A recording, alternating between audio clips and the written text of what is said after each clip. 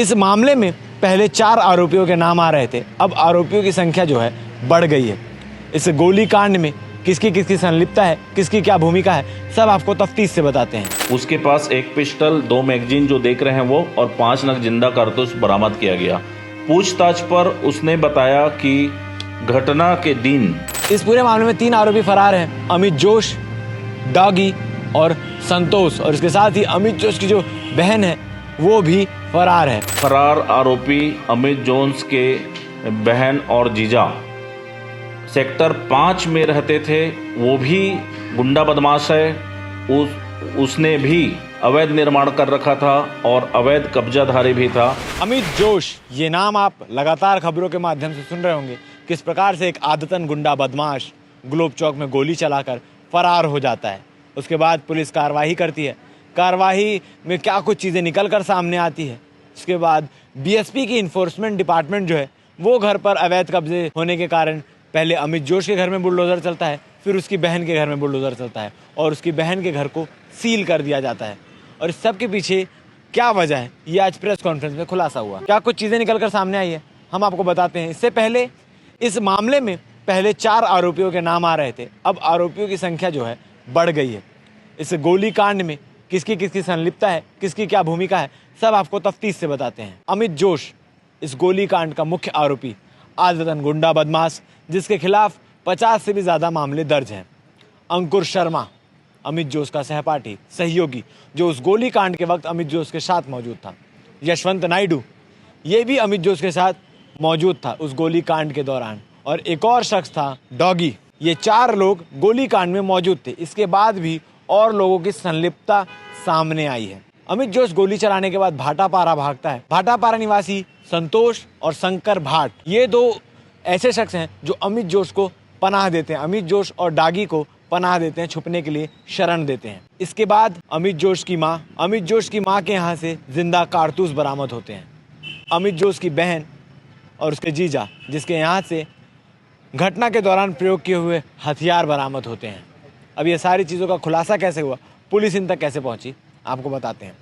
दरअसल 26 तारीख की दरमियानी रात लगभग 1:30 बजे के आसपास ग्लोब चौक में गोली चलती है।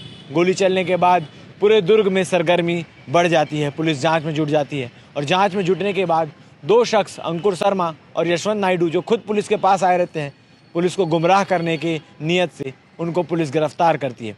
गिरफ्तार करने के बाद जो सारी चीज़ें होती है, छानबीन चलती है। छानबीन में पता चलता है कि अमित जोश जिस घर में रह रहा है वो घर अवैध रूप से निर्माण किया हुआ है। घर तो लीज पे है मगर आसपास के ज़मीन को घेर के निर्माण किया हुआ है। बीएसपी की इन्फोर्समेंट टीम वहाँ पहुँचती है, बुलडोज़र चलता है, पूरे अवैध निर्माण को तोड़ा जाता है।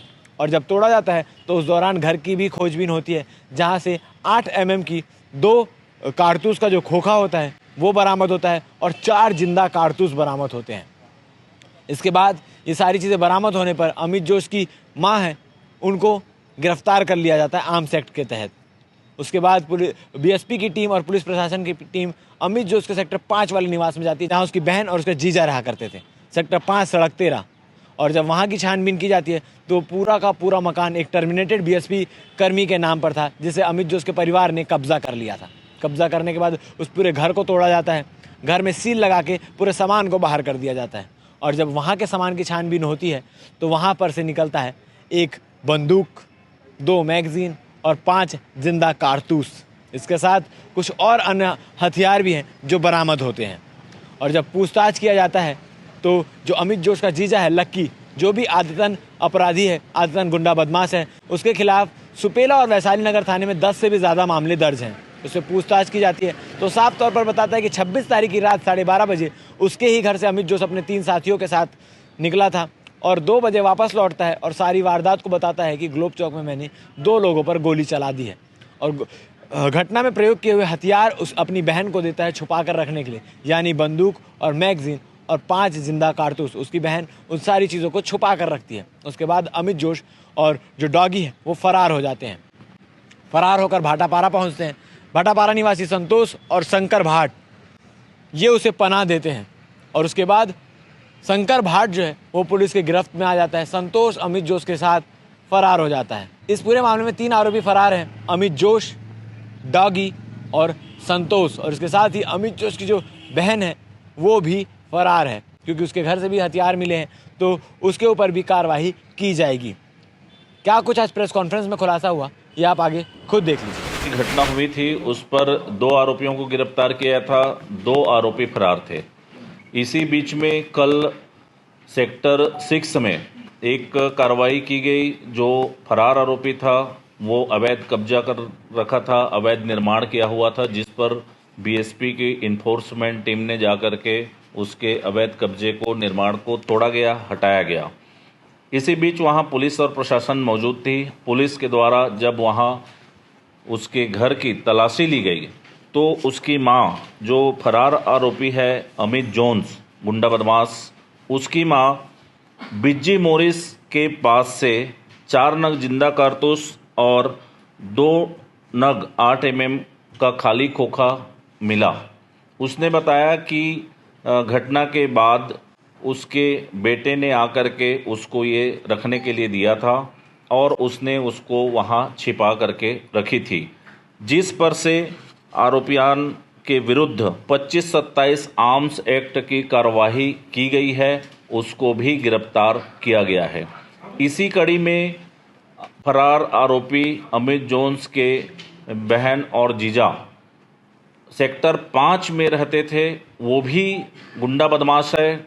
उसने भी अवैध निर्माण कर रखा था और अवैध कब्जाधारी भी था, जिस पर बीएसपी की टीम ने वहां जाकर के उसके घर को भी तोड़ा, अवैध जो निर्माण था उसको तोड़ा।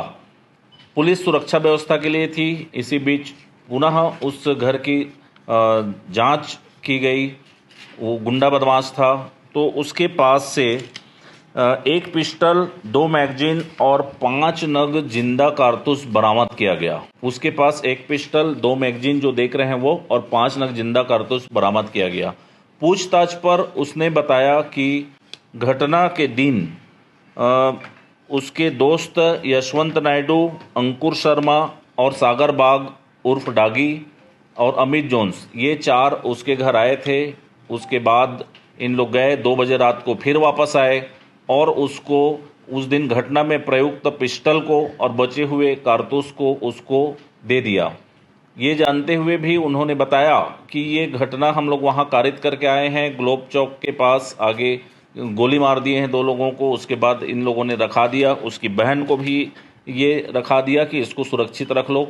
उन लोगों ने उस पिस्टल को वहाँ छिपा करके रखा था। उसके बाद वो घटना से फरार हो गए 2 लोग, और 2 आरोपी आके जो गुमराह कर रहे थे पुलिस को रिपोर्ट लिखाने के लिए, तो उन दोनों को उसी दिन रिमांड पर भेजा गया। इसके जीजाजी और बहन के खिलाफ इस वेपन मिलने पर 25-26 आर्म्स एक्ट की कार्रवाई की जा रही है। इसके अलावा भी चूंकि पूर्व का जो घटना हुआ है 307, 25-27 आर्म्स एक्ट जिसमें गोली चली है, उसके हथियार को इन लोगों ने रखा। इसके पास आरोपी आए, उसके बावजूद भी किसी प्रकार की कोई सूचना पुलिस को नहीं दी, आरोपियों को सहयोग किया। इस पर अलग से पृथक से इनको भी उस धारा में भी, उस अपराध में भी इनका नाम जोड़ा गया है। इसी क्रम में अमित जोन्स के खिलाफ जो तलाशी कार्रवाई की जा रही है, पतासाजी कार्रवाई की जा रही है, इसमें जब आगे हमारी टीम लीड करती गई तो बलौदा बाजार भाटापारा में 2 लोग इसको अपने घर में रखे थे, बी संतोष कुमार और शंकर भाट। ये धुरंधर वार्ड भाटापारा के रहने वाले हैं। इन्होंने अपने घर में एक रात उसको रखा, ये जानते हुए भी कि ये आरोपी है, फरार आरोपी है, वहाँ से गोली चला करके आया हुआ है। और उसके बाद वहाँ से उसके साथ बी संतोष कुमार वहाँ से जो फरार आरोपी है उसके साथ चले गया, और शंकर भाट घर में ही था, उसको भी हमने गिरफ्तार किया है। और 307-34 आर्म्स एक्ट का जो कार्रवाई हुआ है उसमें धारा 212 आरोपी को प्रश्रय देने का आरोप लगा करके इस घटना में भी उनको शामिल किया गया है, गिरफ्तार किया गया है। जो आरोपी शंकर भाट भाटापारा बलौदा बाजार का रहने वाला है, उसने एक रात प्रश्रय दिया, वो भी अभी पेश कर रहे हैं। आज माननीय न्यायालय में रिमांड लेकर के जेल दाखिल किया जाएगा। और जो गुंडा बदमाश है, इसका ये नाम बताओ जी अपना। लक्की जॉर्ज। आपका नाम बताइए। हैं? विज्जी मोरिस। और ये तीसरा नाम बताओ जी। जोर से बोलो। शंकर भाटी। इसको उसका झिझक कौन है? कौन होती जीजा जी? लक्की जॉर्ज, इसके खिलाफ भी मामले दर्ज हैं। 10 मामले हैं इसके खिलाफ। ये लक्की जॉर्ज है, वो शंकर भाट। 10। सेक्टर 5 में जो कार्रवाई हुई है कल, इन्हीं के पास से ये मिला है। अभी ये अतिक्रमण कर उस मकान में रह रहा था सेक्टर 5 में। ये विगत कितने साल से रह रहे थे जी तुम? हाँ, विगत 2 उसकी साल बहन भी इसमें आरोपी है। आर्म्स एक्ट में भी किया गया है कब्जा कर रहा और उसमें भी। ये स्पष्ट है कि दुर्ग भिलाई, दुर्ग जिला शांति प्रिय जिला है और यहाँ के लोग शांति और सद्भावना पूर्वक रहते हैं। कभी इस प्रकार की कोई घटना नहीं होती। अगर इस प्रकार की कोई भी घटना कारित करता है वो बख्शा नहीं जाएगा और इस तरह की कड़ी कार्रवाई की जाएगी। पहले 2 आरोपी गिरफ्तार थे, आज अभी 3 आरोपी गिरफ्तार हैं और 2 फरार हैं। एक भाटापारा से भी फरार है। 2 मुख्य फरार है और एक भाटापारा से 3 फरार हैं और एक महिला भी तो हाँ। प्लस 3 2 5 6 7 8 9 आरोपी। 9 आरोपी। सर जो गोली चली थी यही बंदूक था क्या सर? हाँ, यही बंदूक था। इसी से चली थी गोली? इसी से गोली चली थी। मुख्य आरोपी की पतासाजी की जा रही है, टीम लगी हुई है, जल्द ही वो पकड़ में आएगा। 3 टीम लगी हुई है। सर पिस्टल की फॉरेंसिक जांच हो गई सर? होगी अभी। अब टीम लगी हुई है, मुखबिर सूचना के आधार पर लगातार कार्रवाई की जा रही है। विवेचना का पार्ट है। 24 अगर पकड़ में आ जाएगा तो 24 घंटा क्यों बोले हम, 2 घंटे में भी पकड़ में आ सकता है। सर घर में इसके अलावा और कुछ भी बरामद हुआ है? बहुत सारे जो सिम कार्ड है, कुछ आपत्तिजनक सामग्री है, वो सब अलग काम है। सिम कार्ड किनके हैं? अभी चेक किया जा रहा है, उसको विवेचना में लिया गया है। सिम कार्ड पकड़ाया था, आज तक वो भी चेक ही हो रहा है। उसका अलग से पता करके बताते हैं आपको। जोश की बहन को भी इसमें आरोपी बनाया गया है? हाँ, वो भी आरोपी है। वो भी उसके खिलाफ भी FIR दर्ज पृथक से किया गया है और इस घटना में शामिल होने के लिए भी अलग से शामिल किया गया है। सर वो कितने सिम कार्ड हैं? कितने हैं जी? लगभग 20 के आसपास है। वो उसके लिए वो अलग से वो विवेचना के विषय है। इस प्रकरण के बाद अलग से उसमें जांच करें, उसमें अग्रिम कार्रवाई करेंगे। किसमें? राठौर साहब, ये तो चलिए आएगा तो बनेगा। आपने कहा कि अपराधी भय का माहौल ना बनाए लगातार और बख्शा नहीं जाएगा, आप कह रहे हैं। जिन लोगों ने BSP नगर निगम और नजूल की जगह पे रसूखदार हो चाहे अपराधी हो, जिन्होंने कब्जा किया हुआ है, उन पर दुर्ग पुलिस या और जो स्थानीय प्रशासन है, निगम हो, BSP हो या जिला प्रशासन, वो बुलडोजर चलाने की कार्रवाई करेगा या और उनको सूचीबद्ध करेगा?